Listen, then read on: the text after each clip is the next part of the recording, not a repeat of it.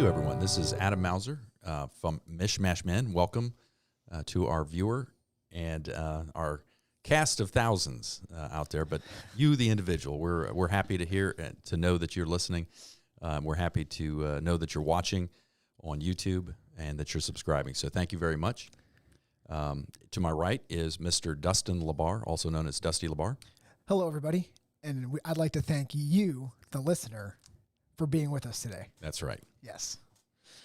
So, so today's episode, and if you recall last week, we talked about, we had an interview with Mr. James Drake. Yep. Very fun. It was good. I hope everyone enjoyed that. And we sure did. Mm-hmm. And something else you might notice if you're watching on YouTube, there might be something behind me that looks rather fantastic. Ooh. It's our banner. We're underneath RFTB Studios. There is a separate podcast, Reaching for the Bars, RFTB. But we thought we'd have our own logo up here so we could truly represent, and that way people wouldn't get confused. Right. So this is perfect. So you can see it here. And Adam, if you'll point to where our special guest signed. So yeah, every guest we have, we're going to get them to sign our Mishmash Men banner to kind of keep a record of who's going on. I also, before we forget, should mention that if you watch Mishmash Men's social media and YouTube, and also Reaching for the Bars and RFTB Studios in general on YouTube, we have a lot more cool content going on, and we have a very I'm going to call her well-seasoned in social media. That's right. She's our new what job title do we give her? She's an intern, but it's got to be something great. Director of Social Media Marketing. Director of Social Media Marketing. I don't know if you want me to give her name out. Should I keep her a mystery? Yeah, let's keep it a mystery. But we'll call her Abby right now. Abby for to just throw people off the scent. But she is doing a fantastic job, and if you kind of stay tuned, you'll see that she's doing a lot of cool stuff. So thank you to her. Yeah, we're excited about that. She brings a new dynamic that she does things very quickly compared to Dusty or me, and moves things much faster than what both of us could do together. Yes, correct. So that's awesome. Might have something to do with age. Yeah, unfortunately, yeah, she does things quite a bit quicker than I could do it. Yeah. So all right. Without further ado, let's talk about today's topic, which is cognitive biases or cognitive bias. What do you know? Do you know anything about cognitive biases? I know a little bit about it. One of the things I have heard of, or you do hear people talk about this a lot, is confirmation bias. That's right. So from my general understanding, it's typically when somebody will align themselves with people that are going to confirm what they're thinking or speaking about. Right. Yeah. So that's kind of like my major understanding of what's going on with that. And that's probably the most common one. At least it's the easiest to grasp. It kind of encapsulates a lot of attributes of cognitive bias at large. So I looked up a pretty good definition. I altered it just a bit because I wasn't in favor of every one of the terms in there.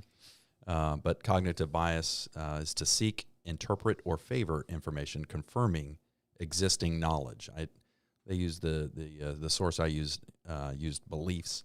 I like knowledge because it could belief sounds a little too squishy. Yeah, I agree with that. And downplaying, contradicting information. Oh, gotcha. So, everyone's taking information in constantly, and it varies on the volume of information, on what you're doing, where you're at, how many people are around, and that information has to go somewhere. So, I mean, in general, what do you think? Is cognitive bias, is it a bad thing? Well, I mean, it sure can be. I think it sure can be. I think a lot of things have happened recently where you literally align yourself with people that feel the same way you do or are talking, the same way you're talking. And whereas I think it used to be you could have two sides communicate to each other, have disagreements that weren't like super negative. It was just like two people were allowed to disagree. Right. But now it's like there's two, there can be warring factions. And just like you said, I think that's something important is people downplay other people's views along with aligning themselves with people that are only viewing things the same way they're viewing them. Absolutely. And there's danger in that. We've talked about that. We nibbled at that cookie a little bit when we were talking about the fallacies. Yes. And if you recall, we had a lot of fallacies that they kind of seem like they could be cognitive biases, or they could be precipitated by cognitive biases. But in general, the reason we have these, they can be very good. In fact, if you think about it. Well, let me ask you this. So the root, I would argue that the root of a cognitive bias is this term that psychologists use, which is heuristic. Okay. And that's not exclusive. They're not the only ones who use this, but heuristic, you know what that is? Does this mean something like mental shortcuts? That's something right. Like that? Mental shortcuts. So you have information and you have connecting thoughts between nodes of information. Okay. And you have to do shortcuts. If you didn't use heuristics, let's say we weren't wired for this heuristic capability, every decision that you'd have to make, every piece of information, you'd have to sort and think about it. Whereas a heuristic, you take these shortcuts and it makes for quick decisions. Okay. Sometimes that's absolutely necessary. You know, if you got a large animal coming at you, baring its teeth, I understand. You shouldn't have to think out what should I do? Yeah. Right. I can do this, I can do that. There's risk in all of these decisions. What else? Right. And in the meantime, you're getting consumed. Right. Yeah. So does that mean people lack those if something bad happens to you and you're like, why didn't they just do this? You know when people freeze and don't do anything? That is that's a possibility. There's a whole lot going on there in that question. Yeah. But yeah, some people freeze up because they're overwhelmed with information. Right. Like they don't have a mental shortcut for that specific instance. And that's not always a bad thing either. Yeah. I mean, sometimes what you're going to see at the end of this, there's some things that we can do to recognize. The first step to anything is to recognize that, this is a possibility. Gotcha. And then what should I do with that information? But we'll talk about that towards the end. Gotcha.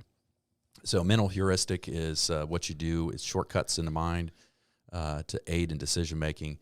To aid in thought. So the other aspect I want to talk about, and we'll hit it up a little bit later, is cognitive dissonance. And that cognitive dissonance is when you have two competing inharmonious concepts. Your mind has to do something with that. So you'll either throw out the one that's less familiar, or you'll have this going on in your brain. It's not like your brain's going to rupture, but you'll have this dissonance in your brain, and sometimes you can recognize it in others. Okay. That they have this cognitive dissonance, and you're like, why don't you recognize that this and that? These two competing ideas still can't function. I've heard that a lot. That's a term that I've heard a lot, cognitive dissonance. Can you give an example of that? It doesn't have to be super intelligent, just kind of something so I can zone in on exactly what it means. So you could be a small government fan. Okay. And love the idea of small government. And you recognize that, hey, it's better for everyone if we have a small government that doesn't intrude on us, because the alternative can be tyranny. Right. But then you're in love with this free thing, quote unquote free. There's no such thing as a free lunch. Sure. No. That's fair. And but you get this free benefit from the government, and then all of a sudden, except for that, I don't want them to take my fill in the blank. Gotcha. I understand. Yeah. So it could be like if you were like, I love capitalism, but we should also have a basic universal income. Correct. Yeah. Gotcha. Yeah. Gotcha. Understood. And that's a cognitive dissonance that if you don't recognize, other people can recognize it pretty easy. Gotcha. But a lot of times we'll ignore it. We'll put up a wall between the two, well, that's different, and justify it in our own mind. Yeah, I was going to say, you almost justify in your own mind. Well, it's because of this. Yeah, I gotcha. So why do we have these, and is it good? I think it's a good thing. But again, taking it to its extension, it can be a bad thing. So we want to make sure that we recognize them, and that's the purpose of this, is just introduce the topic. Again, I'm no expert. Well, but we'll discuss many of them. Yeah. And then we'll just talk about it, and hopefully we get engagement from you, the viewer, or the listener, and get some comments back. Right. Be good. I love it. So there's four main reasons why we have these. So the first one is too much information. So you have this large volume of information, so you have a bias towards something else in order to do something with that information. Another one is insufficient meaning. So you don't have enough meaning, or if you think of thought as something like you get a piece of information in your mind, it's now entered into your thought process. what we do is we hang that new information onto a hook somewhere, something quite familiar. Okay. So you hang that on that hook. But if you don't have enough hooks, like you're a baby, Gotcha. or you're ignorant about this whole area of whatever, like electrical engineering, you just know nothing about electrical engineering, and then someone starts talking about a diode, it doesn't mean anything, so you'll have a bias and either reject it or put that in an inappropriate place. Gotcha. Understood.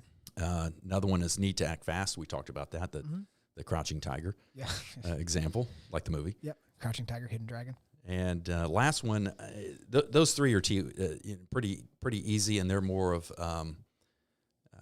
how much information you have. They're more hard, if you will. Okay. Not enough, information in your mind about that topic. Not enough information coming in. Too much information coming in. Need to act fast. But then the other one is, what should we remember? So some examples of that are like the framing bias. So a good example of the framing bias would be how you frame a set of information. So if you went to the grocery store and you're going to buy a package of hamburger and it says 75% lean, that sounds like it could be a good thing. But if you said 25% fat, right, especially with the way our culture inappropriately thinks fat is evil, that's another subject altogether. Yeah. That's another topic. And but if it said 25% fat, that didn't sound very good. 75% lean. So how you frame it. I understand.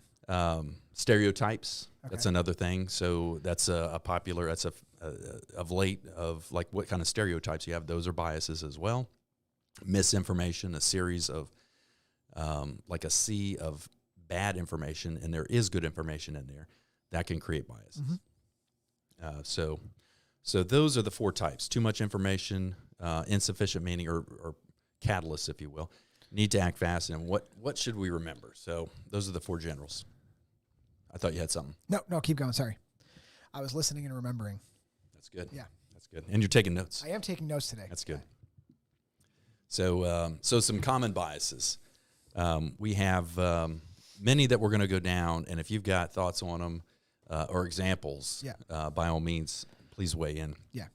So the first one we talked about is the one that you knew about, which is confirmation bias. Again, that's the most common. You have that information that comes in, and if that you read a newspaper article, for instance, and you start suspecting, like, I see where this guy's coming from, and I don't like it. Yeah. You might start parsing out things like I don't like, rather than taking the information at face value. Right. I understand. And you can see how this kind of this plays hand in hand almost with the logical fallacies that we talked about, those informal fallacies. Right. They're not the same thing, but there's a little bit of hand-in-glove relationships with them. Here's a good one. The fundamental attribution error or fundamental attribution. There's a couple other names for it. Any thoughts on what that could be, fundamental attribution? I guess the fundamental attribution error, I would guess it would be like assigning attributes to something that really don't make sense for it. Pretty close. Okay. Pretty close.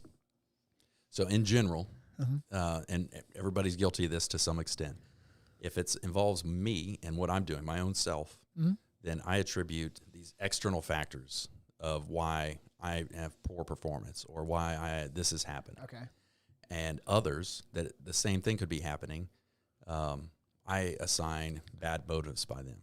Okay. So driving is a great example. Okay. Like I'm late for work and I'm kind of speeding back and forth, driving a little aggressively, let's say. That's fair. Okay. Well, I'm waving my hand, sorry, blah, blah, blah, but I'm late. Yeah. It's these external factors that affect me. Or this guy's driving like an idiot. Right. If I see somebody else doing that, well, that guy doesn't know what he's doing. Right. His license needs to get revoked. I don't want to give him that same pass, if you will. Sure. So I attribute falsely motives that they may not be there. Okay. That makes sense. Yeah. That makes sense. Anchoring bias. So anchoring bias, there are levels of learning. The first one is primacy, and that's that which is learned first. You retain that, and that's what you build on. So it's best to learn, like in CrossFit. Okay. You want to learn good technique first. Right. Because it's hard to unlearn technique. Right. Well, anchoring bias is similar to that, whereas the first piece of information you have on a given subject, that becomes the anchor point that you judge all other pieces of information. Okay. So that coupled with confirmation bias, if this, let's say I learned that, I don't know, that nylon strings are best for a guitar. Okay. Because that's what I had when I was a little kid, a nylon string. Yeah. And even though I might love the sound of a steel stringed guitar, then I just reject the notion. Like, well, you know, they're harder to play. Right. I just find excuses. Right, so the right. anchoring bias weighs in. So can I ask you this? Because this is touch on something that you just talked about. Would it be very similar to, I don't know when it was, the 80s or the 90s, when low-fat diets came up? And, if you were just learning about health or diets at that point, and that was the first thing you heard, like the American Heart Association says cut fat out of your diet, then you're just like, well, I just have to cut fat out of my diet. And then when you still hear it now, there's still people that argue. They're like, no, that's not the issue. It's all these sugars and processed foods. And people still are like, no, it's you have to eat margarine and not butter. Right. And you have to do all this stuff. They're still holding on to that stuff that we talked about 25 years ago or 30 years ago, because it may have been the first time they really looked into, you know, like healthy eating or dieting or stuff that's good for them. Is that kind of something similar to it? That's absolutely right. Okay. In fact, it's difficult. When you realize that fat and salt are both good for you, right? But we've been conditioned to think about like, oh, those are the worst things. Yeah. So I will accept everything but fat and salt, including I'm going to have seed oils, which are some of them are literally pesticides. Mm-hmm. And yet, but I accept that. Oh, well, it's better that McDonald's cooks their fries in Correct. vegetable oil because that's got to be better because it's low fat. Right. Same thing. I had somebody tell me one time that they were eating Swedish fish a lot, and they were like, there's no fat in them. And I was like, well, yeah, but there's a ton of sugar. They're like, yeah, but it's low fat. Yeah. I was like, okay, well, I don't think that you got it exactly. I don't think you figured it out, because Swedish fish are just the worst for you. It's just pure sugar. It's just junk. It's just pure junk. Yeah. And there's probably some seed oil in there somewhere. I mean, it's got to be everything. Yeah. No fish, zero fish and Swedish fish. So I once knew a person that she was real cute when she was little, but she pronounced it Swedish fish. We just thought that was so funny. Swedish fish? You'll see this when you're of course, you've had siblings before when they mispronounce words and you're like, you want to correct it, but you just kind of like, yeah, but it's so cute. My little sister called her pacifier her binky fire. And I say it now to Finley. Yeah. I'm like, do you want your like, it just, because it's funny. It's funny that she said that. That's two words that you've just mushed together because you're little and you have no idea. So I hear you on that one. That's a portmanteau. You know what a portmanteau is? A portmanteau? It's a French word, Portmanteau.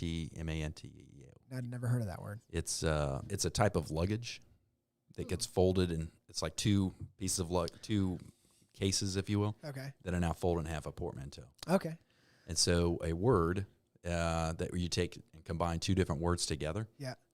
Like binky and pacifier. Yeah. Binkifier. Yeah. That's a portmanteau. Portmanteau. Yeah. I like that. There you go. That's the word of the day, I guess. So when a couple, like famous couples mush their names together.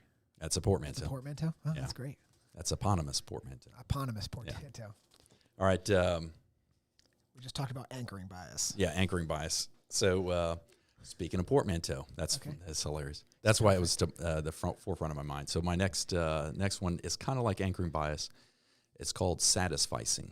Satisficing. So there was a Nobel laureate, Herbert Simon. He came up with this word, and I've used this before. I've done a lot of reorganization, like looking at how the organization I was in was doing business, and trying to refine that and optimize it. Okay.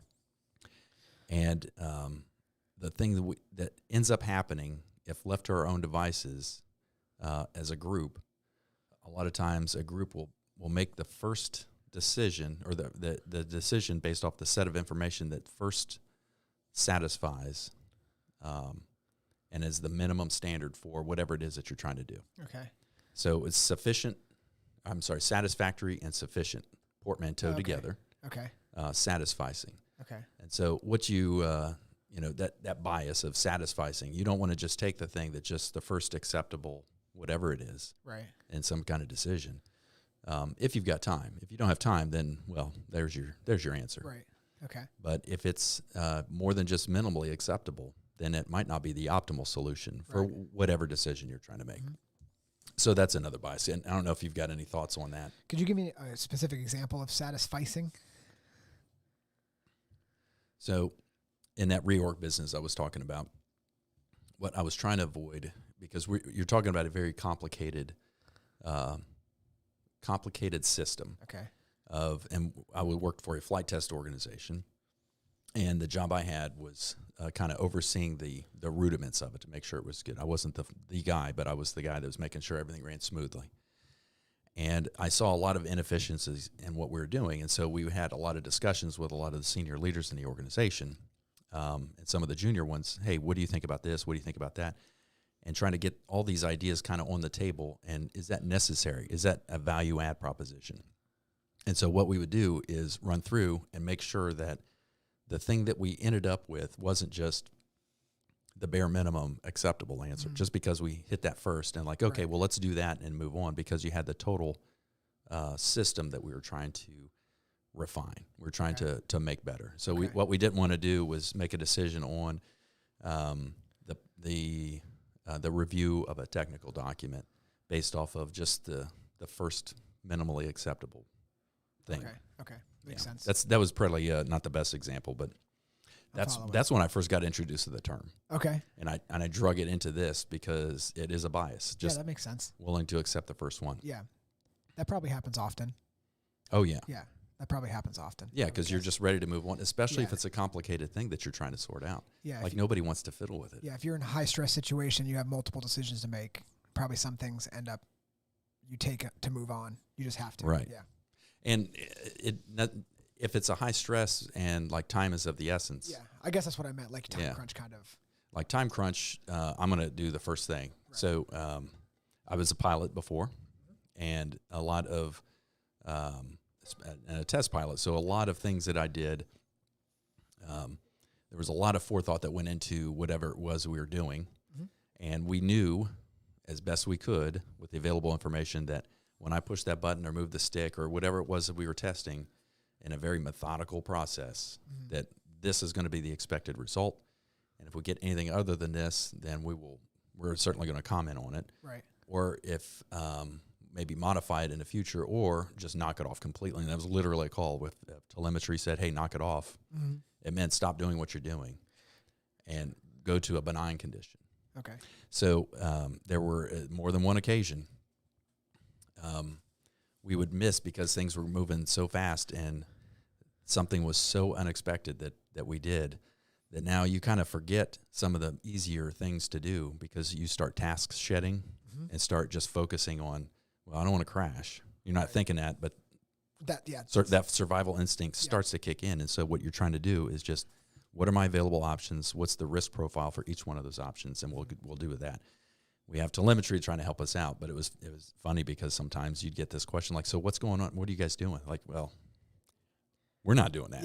Yeah. Whatever that is, we're not doing it. We're not. That's not us. And so that task shedding, that kind of thing, time is of the essence. Then this whole concept of thinking about cognitive biases goes out, and you're going to go with the first option with the lowest risk profile based off of your information. Gotcha. Makes sense. The availability heuristic. So what we'll do there is you weight info based off of the first set of facts or the approach that fits most easily and first with the existing thoughts that you have. It's kind of associated with the confirmation bias, okay, but it's a little more nuanced. So that available information and what you have, that might not be the optimal solution. So it's kind of associated with this. Okay. This other one I was talking about, but it's a little bit different because it's the first one that you can easily understand, and it fits within the mental model that you have of expected results. Okay. That makes sense. All right. Next, false consensus. Excuse me. False consensus. Have you ever been really excited about this idea? All the time. And you're like, hey, man, this is going to be great. Yep. And you have this new concept, and you start telling people, and they're like, this is the dumbest thing I think I've ever heard. Yeah. So you have in your mind this optimism that everybody's going to agree with you. For sure. Yeah. That happens to me all the time. That's why I was smiling when I said it, because I imagine this is right up your alley. I get pretty pumped about stuff, and I had an old boss. I worked for. He owned a golf package company, so he would sell golf packages to people. You go play golf at these, these courses for this much money. They'll set you up with a place to stay, all this kind of stuff. So as I'm working for him, I'm starting to think about this thing. I was like, what about a golf ball with freaking GPS in it? Like Bluetooth, it's hooked on your phone, and I'm like getting pretty pumped about it. Yeah. And so like, I'm probably going to be a millionaire once I tell this guy this. So I go into his office and I'm like, hey, what about a golf ball with like a GPS? And he was like, how would it stay connected to your phone? And I was like, well, I don't know. We'll figure something out. He was like, it's going to be too expensive to even think about doing that. You'd never be able to put a GPS in a ball. I was like, oh, okay, well, I was just joking anyway. It's a stupid idea. Just right. Walk away. But I was like so excited because I was like, well, this is going to be $1 million idea. Like a GPS in a ball. You never have to like look for your ball. You open your phone up, walk over to the ball. It's right there. But he quickly thought it was a very stupid idea and kind of was like, get out of here. And I was like, oh, right. Well, it could be a great idea in the future. Maybe. Yeah. I also thought of that movie, A Christmas Story, with Ralphie. Yep. And he writes the theme, and he's thinking, that everyone's going to love this idea of him getting a Red Ryder BB gun. Yeah. Of course, everyone shoots it. You're going to shoot your eye out, kid. Yeah, that's right. That's right. Yeah, that's a tough one. That's a tough one. That is. Just in general, that probably I feel like a lot of people have that because you do get excited about something, especially if you like put major effort into it and you'd be like, everybody's going to love this idea. Right. And the first person that shoots you down, my wife, it's like. So I wrote down spouse. Yeah. That's. But see, there are our whole culture is littered with, and our history is littered with folks that had this great idea. Right. That if they would have relented and said, that's stupid. Right. Then we wouldn't have them. For sure. And so there's something to that as well. Right. There are, for sure, just stupid ideas that shouldn't be there. Oh, yeah. But they're also, you're right. Some people just like, I remember hearing stories of a lot of, great inventions now that people were like, they were telling this guy it was never going to work, and now he's sending rockets to the moon. You're like, all right, well, yeah. It worked out that time. But he's also the smartest guy on Earth, so that does help that. The next one I'll talk about is the misinformation effect, and I think that's pretty easy to grasp. We have, your own thoughts about a given subject can be influenced by propaganda. Mm-hmm. That's probably the best example, but other information that's competing that's not necessarily comports with that conclusion that you could draw without it. Yeah. And so there are, I know we're going to, in the future, one of the things that I want to talk about is that very subject about misinformation and propaganda. And I think you're going to do a podcast in the future about something related to that. Mm-hmm. But for sure, that can have an influence on us. Yeah. So does misinformation affect and confirmation bias? So I guess what I mean is I'm not trying to single anybody out, but if you felt a certain way about a topic and then you flip on a news channel that you're going to be like, they know what they're talking about. So like that's misinformation from them. And also it's a confirmation bias. You're going to them specifically to get that. So they're giving you misinformation, and also you're going there for a specific reason. Does that make sense? It does make sense. So I would cut it this way. I would thread the needle this way. So because you're seeking out this, maybe a news organization, right. It doesn't matter what it is, right. That is going to sing the song that you want to hear. Right. And so you just wait for that. Now, if they are sowing that news story with misinformation, right. Stuff that they know is wrong, right. But because they have a particular slant, then that's the misinformation bias. Yep. That's now seizing and enforcing that confirmation bias that you're seeking out. I want to say this because it's probably, I don't want to, I hope it doesn't make anybody mad. I guess it's one of the things that ticked me off. So when Joe Rogan got COVID, yeah, he posted a video and he was like, I feel better today. And he's like, here's all the things that I took if you guys are interested. And a news organization took the video, they decolored his face. Yeah. And then the title was like, Joe Rogan takes horse dewormer. Yeah. And so if you were like on that, you're like, this freaking guy's taking animal medication. But if you research that specific medication, it's like the most widely distributed medication on earth. and it has like minimal to no side effects. Like you could just take it for no reason, and probably nothing's going to happen. And it's not a true pharmaceutical in this. So that really, that's like, to me, that makes sense in this situation, because people could literally go to that news organization and be like, this guy's freaking crazy. Can you believe this? Like, look at him. All of them are attribute that as horse medicine. So, but you're like, it's so obviously not true. Yeah. It would be like we give my dog Prozac, but if I took Prozac, I'm not taking dog medicine. Right. You know what I mean? You could say that I am, but you know that that's not true. I'm not really taking dog medicine. We just happen to give my dog Prozac. So, that's one of the things that, like, that's one of those specific things where this kind of all ties into that for me. Like this one, like you can go to that for misinformation, and you can get what you want for people to kind of confirm what you're hoping they're going to say anyway. So it's funny, speaking of ivermectin, you can purchase without a prescription ivermectin in Tennessee. Okay. And so once I found that out, I bought some. Right. And I was taking it, and I shared that. It's funny because what I do is I'm just trying to gauge reactions. Sure. I'm kind of provocative that way. Yeah. But I shared that with some folks. It was a small group of people, and I shared it, and I don't know what everyone's thinking, but there were several like surprised looks, like, oh my, and I'm thinking, I think one of them did say, well, isn't that, for animals or horses or whatever? And I'm like, no, it was designed for mammals. It was designed for people. Yeah. And a guy won a Nobel Prize that used it, and I think it's derived from some sort of mushroom or some kind of fungus or something like that. Right. And he altered some things, so it's not a true pharmaceutical, not a petroleum-based pharmaceutical. It's different. Yeah. And it's quite good for you. I mean, it does a lot of things. It has a lot of good attributes with very minimal side effects and repercussions it can have for people. Yeah. And you can also use in horses, and like we used to give our cows ivermectin. It comes in a paste. Right. And you put it in like a tube of toothpaste. You push it down their gullet. Yeah. I think the dangerous thing is people will hear something like that, and they'll go like do research. This is what I hate when people are like, I've done my research. It's horse medicine. It's like, you've done your research based from one thing that you read.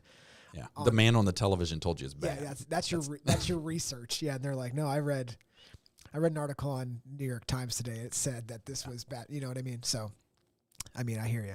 So that goes back to my my crusade for critical thinking. Yeah. For critical thinking. That's what a lot of this stuff is about. It goes back to critical thinking. Are you thinking critically? I ask myself that all the time. Yeah. I check my priors a lot. So, okay, so optimism bias. That's a good one. Optimism bias is similar to that great idea that you had. I was going to say, this sounds a lot like yeah. But so optimism bias, you assume only the best could come and nothing catastrophic is going to happen from whatever. So you just assume the worst that could happen. That's not going to happen. Right. That's those other guys. Right. So quick story on the optimism bias. When we had our farm down in Newton, Alabama, way down south near Dothan, the first set of cows we had 2 female cows, and we had a bull, and they were just kind of on loan from us, and we were going to get the offspring, and we got the milk from the one that was already in milk. So we had several pastures, but 2 main pastures. One the bull was in, 2 the cows were in, kind of keep them separated. And I had a rule with the kids. The kids were really little then. And no one goes in the pasture without at least an observer watching. Okay. So that was the rule because it makes sense. Sure. And the rule applied to everybody. Well, we had a problem with varmints getting our chickens. Mm-hmm. And so I heard that there were some varmints. I won't describe them. They were down in Kingsfield, the Bulls field. Okay.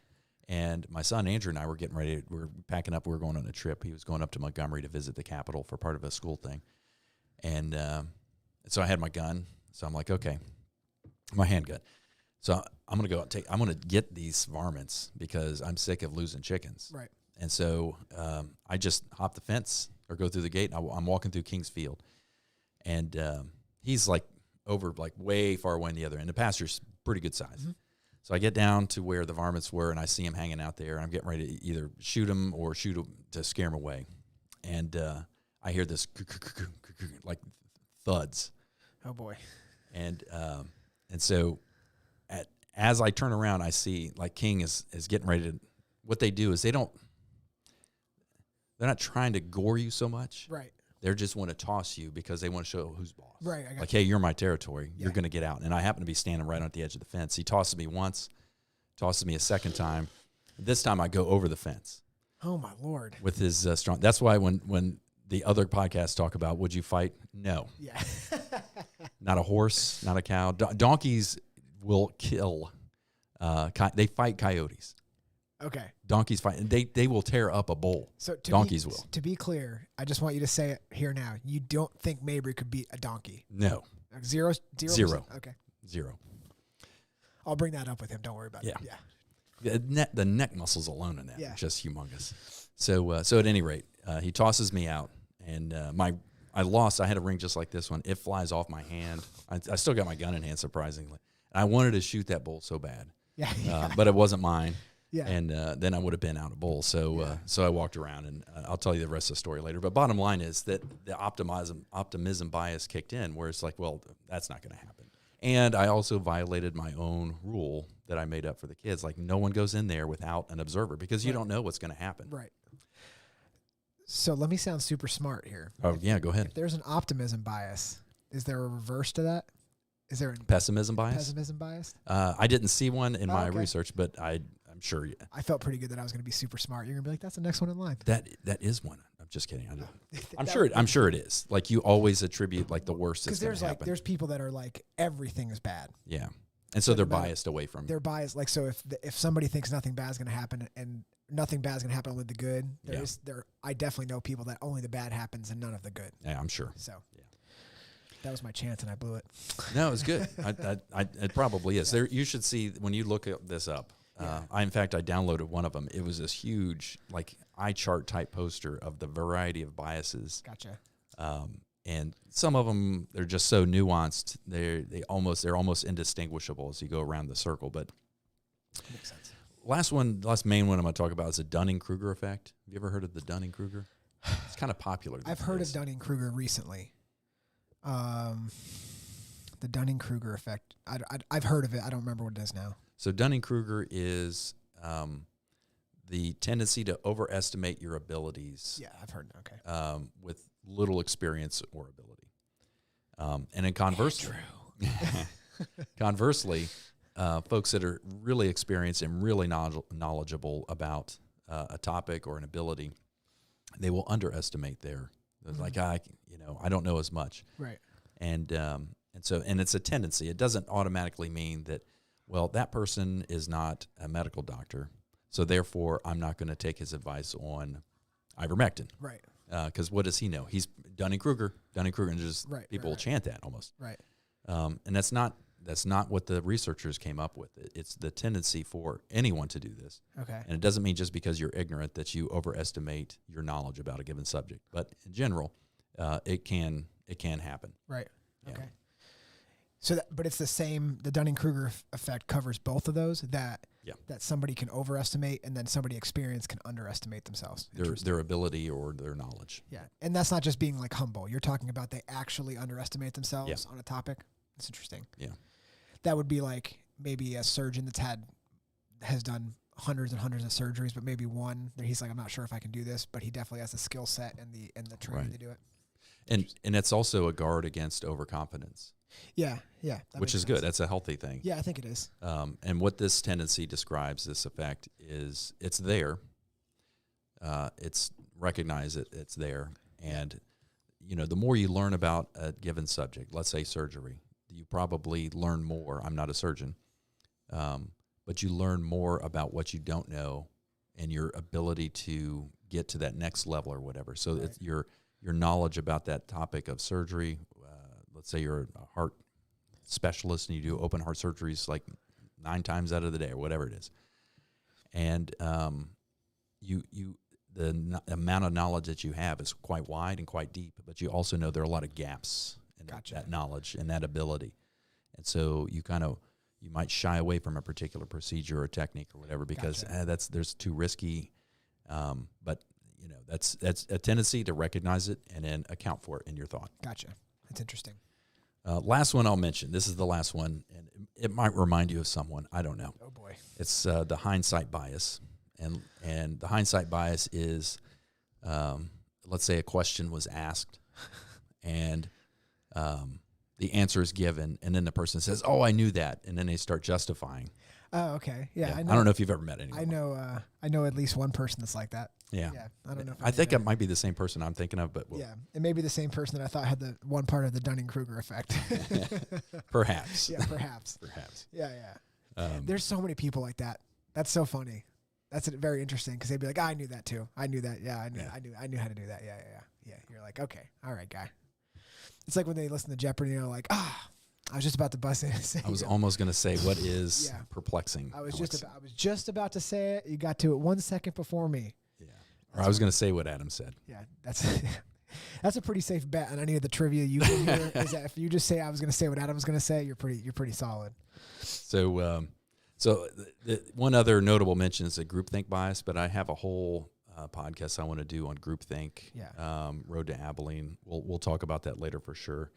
But that is a bias for sure, and it's more of a group dynamic thing. That's one that I'm very interested in talking about. Yeah, because I think that's been there's a lot of things lately that have been in the past 5 or 10 years. Yeah, absolutely. That have been like that. Yeah, for sure. Yeah, it's very interesting. So just a quick review: cognitive biases. There are everybody has them. Mm-hmm.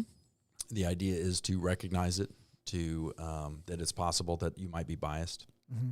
And I'm always asking myself, I call it checking my priors, my prior assumptions. Is this, am I coming to this conclusion based off of rational thought, or is it, or is it something just I assumed it because I heard it from this direction or that direction, right, or from this person, that person. So sometimes it's hard to do that, though, right?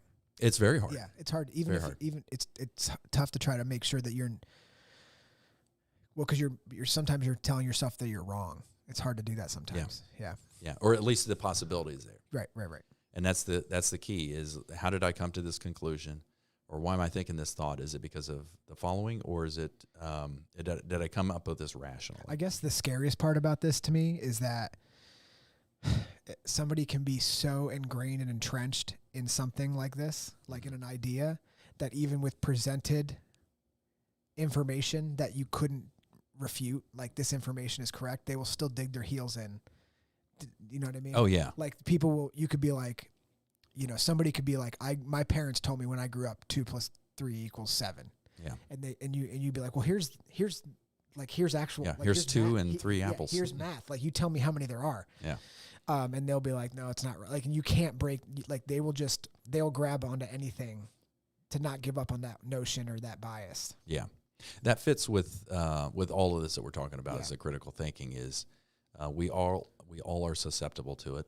Mm-hmm. We justify our own decisions and our own thoughts based off of, our internal processes. So we will justify our own opinions about anything, no matter what it is. And the more emotional attachment we have to that concept or that idea, the harder it is to let loose. Yeah. I was just thinking, since we're kind of reviewing everything, like stuff that your dad tells you, especially as a boy, like the anchoring bias. It's like my dad told me when I was 4 that this is how this goes, and you're like, and people are like, that's not right, and you're like, no, it's got to be right. Yeah, my dad told me, and you'll like dig into that and be like, no, that's not right. It doesn't sound right.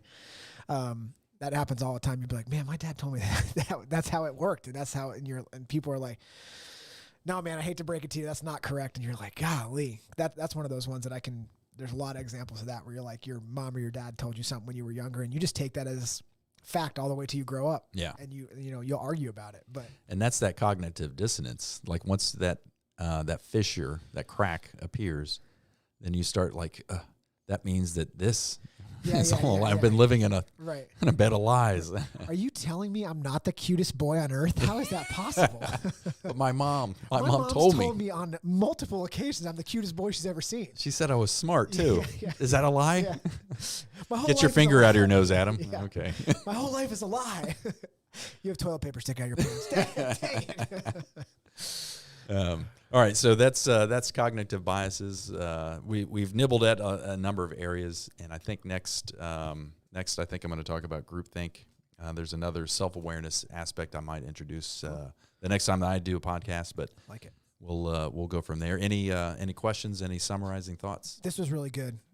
this one was really good. A lot of it hits home because everybody deals with one or two or all of these. Yeah. You know what I mean? So it makes a lot of sense. And you can see it in others. Yeah. And the key is, don't point it out at others. Just try to reason. Just try to reason. Yeah, that's the key to it. Yeah, you're right. Especially your spouse. If he's like, well, you're just blah, blah, blah. She's right. Her confirmation biases are, I jump on her bandwagon. She's right, 100%. So cool. Yeah. Well, I'm glad you enjoyed it. I enjoyed doing a little more research on it, and I'm looking forward to the next podcast. So no, we want to thank you, the listener. Yeah, that's right. For joining us on this one, and the viewer, and you, the viewer. Adam, you did a great job on this one. How about any update on shirts, or do you want to hit that up next time? Let's talk about that next time. Okay, that sounds good. Cool. All right. Well, thanks everybody for listening, and we will see you next week. Have a good one, guys. Bye-bye.